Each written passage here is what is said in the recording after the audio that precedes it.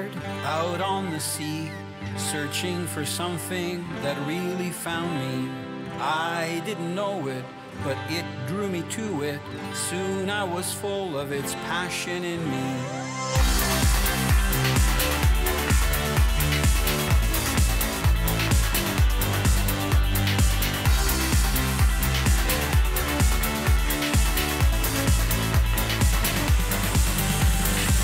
I'm Italo Labignan. 40 years I've fished the world and have learned it's not just about catching the fish, the size of the fish, or the numbers. It's about appreciating every sunrise and sunset, the smell of the sea, savoring the culture and the fish with friends. Here's the catch. It's the total experience. Presented by Bear Reels, versatile, precision, handcrafted hybrid center pins. Hooked on MFS, quality fishing tackle. Seabreeze boats, tame the oceans, and Farlow's Caribbean cuisine with a southern twist. Today, I've chosen to head out about 20 miles into the Gulf of Mexico to enjoy some rock and roll fishing with a good friend, Lek Durr. When you head offshore, even light winds of 12 miles an hour can produce some rough conditions that might be hard to handle for some anglers. You know what I mean? Gun whale inspectors. A little surface commotion, though, won't bother Lek and I. Our target fish are eating size snapper and porgy, two of Lek's favorite bottom fish. Lek doesn't just fish occasionally. She owns a 21-foot flats boat powered by 150 horsepower Yamaha, and she fishes 2 or 3 days a week. In addition to being an accomplished saltwater angler, Lek is an amazing Thai cook, grows her own herbs, and makes fish dishes that would make your mouth water. Today we're using squid chunks on a special double hook rig, and fishing it right on the bottom. This is no easy task when you have crisp winds and waves in the 2 to 3 foot range. The only way I can keep our 4-ounce weights anywhere near the bottom is to constantly work the outboard in and out of gear, keeping it in reverse to pick up on the current, and then putting it in neutral so we can actually feel the bottom. Yes. This is what's called rock and roll fishing. I'm out here with my good friend Lek, and we're both bottom fishing, and we're targeting a variety of bottom fish like porgy and pretty well snapper. And I'll tell you what, I'm having a blast using this Bear center pin. It works so good for trolling. Okay, look, I got a nice porgy on. The one thing you got to watch with all these Florida fishes, especially the bottom fishes, they've all got spines. You have to be very careful the way you handle them. So I'm just going to toss them back. Now look at the rig that I'm using. This is a tip that I picked up from Dante, fishing up in New Jersey when we were fishing for a fish called a blackfish. What it is, it's a double hook rig on a leader. So in freshwater, we'd call this a drop shot. But the interesting thing is that one hook is enabled so it can slide up and down. So if you want to use a whole strip bait or even a bait fish, you actually have the hooks whatever distance you need. But for this bottom fishing, we're putting 2 chunks of squid, one on each one, and then lowering it down.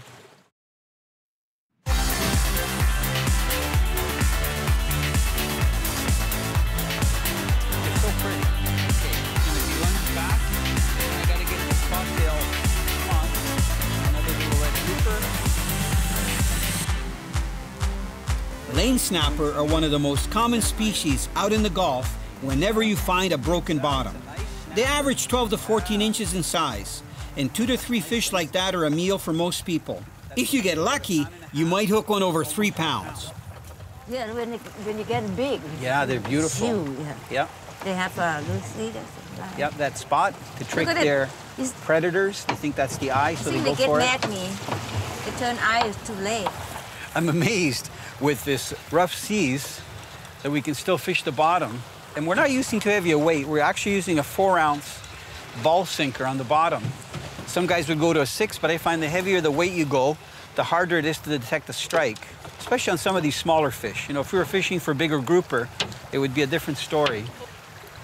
This is one of these, they call them squirrel fish, or the slang term is sand perch. The one thing that I tell people that are fishing with me, and Lek knows, you got to be so careful, and I'll explain to you why when you handle these fish. You got to be careful with any fish, but especially these sand perch. This is like a serrated scalpel on both sides, so I find it's best to put your fingers in here into the gills. So these fish are very plentiful. They're kind of like a freshwater perch. You can see they've got stripes down the side. They're great eating, especially deep fried, and also for sushi. But sometimes we'll butterfly fillet them and just take the spine out and put the whole thing on, and we'll get some bigger grouper. That might happen a little bit later. So I'm gonna put this guy in the cooler because he might be bait or he's gonna be deep fried. Either way, he's a winner. Oh, it's a lizard. Oh no, it's a squirrel fish. Yeah, sand perch. Nice one, another nice porgy.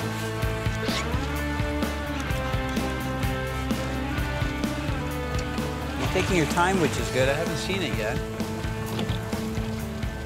It's a nice snapper, nice lane snapper. You're getting a good combination. Well done. Yeah. What they call it, a rainbow snapper. What is that? Oh, nice grouper. He's still pumping himself up. Wow, that gets bigger. You're doing good. I don't know. You just keep fighting it. We're gonna find out. Sure, fighting hard. Might be another trigger fish.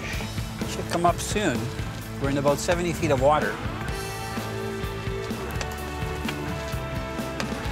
You're keeping nice steady pressure, which is perfect. I like the way you have your right hand way up on the rod. What is that? I don't know. It's, oh, beautiful. Oh, that's Quick, here. Come on over. There we go. That's a snapper. Look. Yeah. Good one. So look. Look at Yeah, that. you normally don't get that many Get this big, big. That is a really nice lane for the area that we're fishing. Yeah. Isn't that a nice one? Are you going to share it? Yes. Okay, you get the front half. I'll have the back half. Okay. Just kidding. That is a gorgeous lane. Oh, that is nice. Yeah. Here. And you hooked it just lightly, you know. Uh-huh. Good rig, eh, with the double hook. Here, let me just hold it like that. This guy's gonna go in the cooler. Look how beautiful he is. Look, you Those see colors. the tail?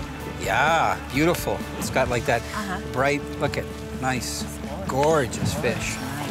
You see that? You see inside of it? Oh, yeah, What they call it on the tongue? That's, yep, because it came from deeper water. This is definitely a take-home fish. You know what? We've got a nice catch there. Quite a few fish. You're doing great, Lex. Thank you. Now, did it bite any different than the other ones, or did it bit the same? It's different because it's kind of heavy. Oh, okay. Well, I saw that as soon as I saw your rod bend. Yeah. Good job. Okay. Bring it in. What is it? Let's see. Nice one. That's a keeper porgy. What do you call this one? Oh, yeah, that's a good one for the cooler. Porgy have amazing colors. They are flatter than snapper with narrower shoulders, but still provide nice fillets and are a lot of fun to catch. And, you know, when you bottom fish like this in the Gulf of Mexico, if you come down for holidays and you go on one of these party boats where you've got anywhere from about, 15 to 30 people, this is the type of fishing that they do. They go out, it's usually a half-day charter, and they go out up to about maybe 10 miles. So sometimes it takes an hour or more to get there. And then you fish for 2 or 3 hours, and then it's time to come back in. But they get basically the same type of fish. It's another nice porgy. Just gonna put the rod in the rod holder so I can show it to you. Pull some of the drag off, there. So these fight really well. I can't get over, look at that blue just behind the eye. Not a beautiful fish? I mean, they are so gorgeous. I call them Florida colors. Because really, when you think of Florida, you think of yellow, blues, bright colors, happy colors. There. Beautiful. I think if we get a couple more of these, we're going to be fine. See, we don't get to come out in the Gulf if it's really windy. So when we come out, we do try to get a whole bunch of fish, and we'll keep some fresh in the fridge, and we'll consume the other ones. So we're taking advantage of today. I just can't get over how beautiful these fish are. They're gorgeous.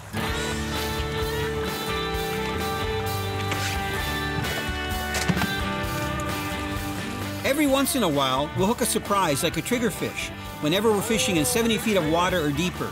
You be careful. We can't keep those, Lek. What they call this one? That's a triggerfish. Yeah? Yeah, ocean tally. Oh, they're not allowed to keep No, them, the right? season's closed for them right now. Oh. They're very good eating, but we can't keep it. Yeah, beautiful fish. You see the eyes? Yeah, eyes, and this locks. This trigger, like right now, it locks.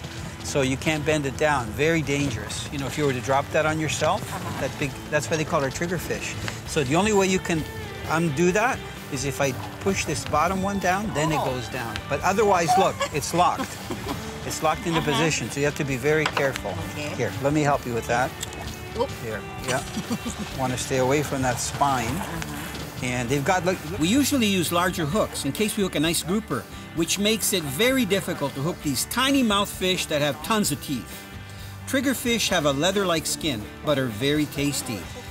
Today, all triggers have a free pass, and they get to go back in the water because the season is not open. let's try to get that out. Man, maybe I do need the pliers if they're there. An offshore broken bottom also attracts a variety of grouper. Among these, the red grouper is the most common. It's normal to hook a bunch of smaller grouper when you're not really targeting them. When we do target larger grouper, we usually fish deeper water ledges. You can tell right off the bat if the fish is a little bit bigger, because you can see the bend on the rod and my little finger on that bare reel providing the drag. It does have a drag system. I can turn the drag on, but I like just fighting him free spool so that I use my finger as a drag. Maybe if I get a really big fish, I'll use the drag. You got a big one, I got a small one. That's so cute. Yeah, it's nice to get, you know, I like fishing with Lek. You got a big one, I got a small one. That's right. It's fun fishing with Lek because you never know what you're going to get. And Lek will fish all day. Doesn't complain. Just catches fish non-stop. It's in her blood. She can't help it. Still haven't seen this guy. It's starting to feel like a grouper now. Usually the groupers will fight hard for the first 20 feet or so, 30 feet as you're reeling them up, and then they slow down. This guy's still thrashing though. Let's see. We must be on a good spot because I lost a couple. Yeah, it's another grouper. Yeah. See him in the water there. Mr. Grouper, come on in. It's gonna lift him in gently. That 60-pound mono. So I guess we're just going over a bunch of groupers, and he swallowed that thing. They got to be a little bit bigger to keep. So we're going to try to get this guy back as fast as we can without hurting him too much. He wasn't hooked too bad. Come on, there. Nice red grouper. Lots of these fish, and bigger ones here too. Okay, ready for the drop, and the toss. There he goes. Nice porgy. You know what I've done for a difference, Lek? Because we're catching so many fish on bait, I put on a vertical jigging spoon. Yeah, I'm going to try it. So maybe those bigger grouper will hit it. I don't know. This is a lure that my friend Scott Martin makes. It's one of the many jigs that he makes for saltwater fishing. This is a little light one, but it looks like a small bait fish. I noticed from some of the fish that we caught that they were regurgitating small squid like this and also small bait fish. This is a Lure Enterprises, it's called. It's heavy. It's about one ounce. Yeah, it's a saltwater hook. So I'm gonna keep fishing it down there just to see if I can get a bigger fish to grab it. So vertical jigging works really well in salt water, especially when you speed jig. Bring the jig back up. Just put this in reverse so we don't drift too fast. You can see the way my line is going back because I had the boat in neutral fighting that small grunt. So I'm going to just let this line go out, which is easy to do with the center pin. As soon as I hit the bottom, I'm going to start jigging it.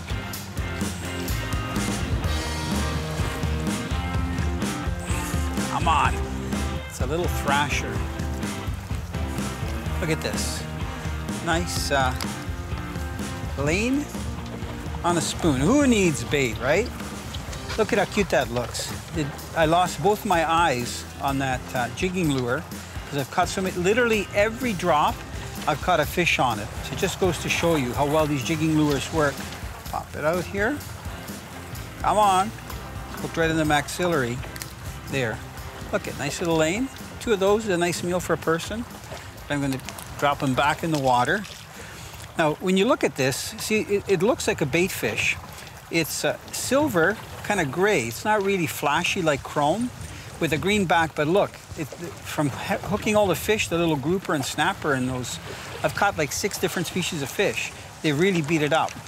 And even that hook used to be red. It's not red any longer. Now what I've done is I've tied it on 60-pound fluorocarbon, and I've used a loose knot. See how you can see the knot can slip easily so that the lure can work, because you want that really darting action when you're retrieving it. So it's a great lure to use. I'm just going to tighten that knot a bit. Great lure to use casting, like for mackerel and tuna, but also for vertical jigging. I just wish I brought the bigger one.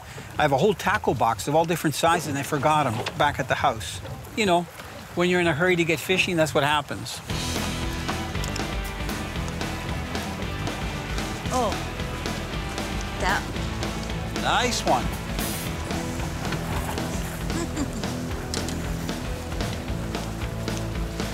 This kind of more white, eh? Another good size one. Beautiful porgies.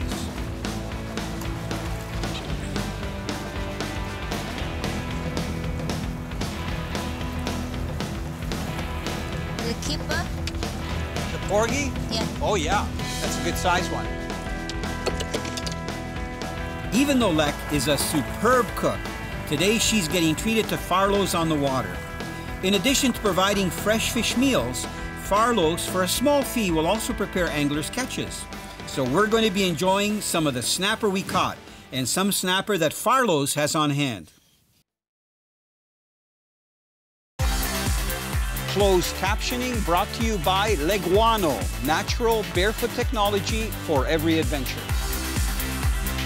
What I really appreciate about Farlow's is that their fish are received fresh and kept in a cooler until properly cleaned and prepared.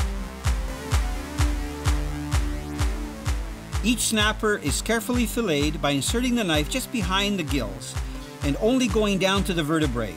From there, the knife is gently worked down the back all the way to the tail.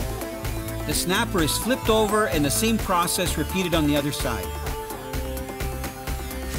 Chef Mazza always keeps hygiene in mind by wearing surgical gloves and often changes them in between preparing different fish.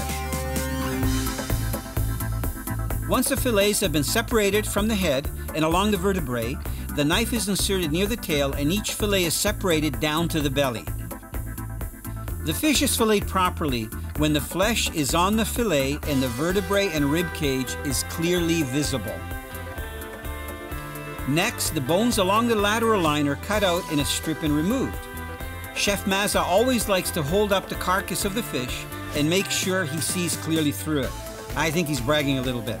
That means he has done an excellent job. Normally, Farlow snapper are cut in 8-ounce servings, but in our case, since we provided some of the fish, the entire fillets are prepared. Yeah! Tonight, Chef Mazza is preparing our snapper in 3 different ways. One of them is grilled over the burner. The grill is sprayed with an oil base, and some oil is also drizzled on the grill to ensure that it's hot and that it'll leave great patterns on the fillet. The fillet is carefully placed on the grill and allowed to cook. While it's cooking, Chef Mazza lightly coats another fillet, dips it in a special batter, and gently places it in a deep fryer. The fillet that is grilling is gently lifted and turned to get just the right grill marks. It's brushed with a little oil, gently flipped over to cook on the other side, and brushed with oil again. The other fillets are lightly seasoned, gently placed in a cast iron pan, and blackened. The platter is trimmed with lettuce, and the 3 fillets are placed on and ready for us to enjoy. You know, one of my highlights is fishing with you when I come to Florida. Yeah, me too. No, because you're a good fisherman. Oh. Or angler. I'm going to be politically correct. A good angler, right? So look, we're eating at one of the finest fish and seafood restaurants in Southwest Florida. It's called Farlow's. They asked me what entree we have. I didn't want to order too much because I know you're not a very big eater, and we're going to have a nice meal. So this is their butterfly coconut shrimp with like a coconut dip. Tell me what you think. If it's I'm Italian, so we don't break it up. We just eat it, you know. Even tail too? Mmm. You know what? It's nice. It's kind of different dip, that's why. I like it. You tried it. It's almost like yogurt. Where did you learn to cook so well? Your mother? No, my grandmother. Okay. Yeah, I grew up with my grandmother. Okay. And then when I learned to cook when I'm like about 10 years old. Wow. we have what they call a rice field, right? And then every day we go out, you know, we use some we make their own fishing pole from bamboo, you know, tiny bamboo, and you put little sting like this long mat, and then little hook, and you hook with a worm. Where you go to the rice field and you stack the little fishing pole every like about 10 feet, you know. Okay. And then you have like about maybe 30 fishing pole, the small one, right? And then after that, when you finish and you come back, you make sure you check that every fishing pole too. And then you get fish. Yeah, you know, you get fish. I guess if the fishing poles are small, the fish would have been small, right? Sometimes it's long like this. Okay. Look like mollets. Look like mollets, you know. Yeah, okay, like mollets. That was a good one. Thank you. Beautiful. Wow. We have it 3 or 4 different ways. Like, which one are you going to try first? I think I'm going to try black. Yeah, blackened. No, take the whole piece. We have enough there. Cheap. So, you know, snapper have a very small rib cage and small stomach, so you have a lot of meat. So this is from 2 snappers. So the ones that we were catching. So it's really nice, you know, how much flesh you get. And the chef, I know the chef personally, Chef John. They do very good. Yeah. For later. Yeah. There's no bones, so everything has been done boneless. I'm going to try some of the aioli. So I said to John, you know, be creative, however you want to make it. So it was nice of him to do all the different styles. What a nice way to finish the day. That's nice. So listen, enjoy this meal, and then we got to set a date. Thursday, Friday, if the weather's okay, what you want to fish for. Yeah. And we'll see if Mike wants to go out as well. Maybe we'll get him to do some fish at his. No, you got to do the recipe. You promised. Yes. You're going to do it the way you explained it.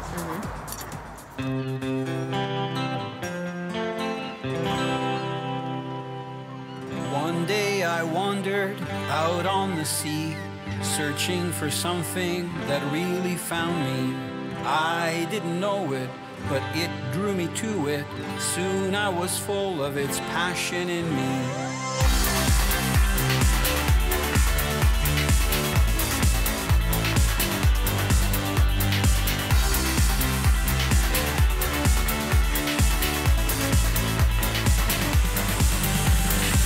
I'm Italo Labignan.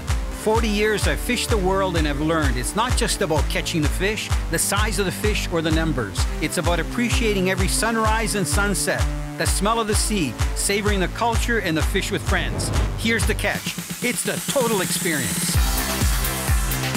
Presented by Bear Reels, versatile, precision, handcrafted hybrid center pins. Hooked on MFS, quality fishing tackle. Seabreeze boats, tame the oceans, and Farlow's Caribbean cuisine with a southern twist.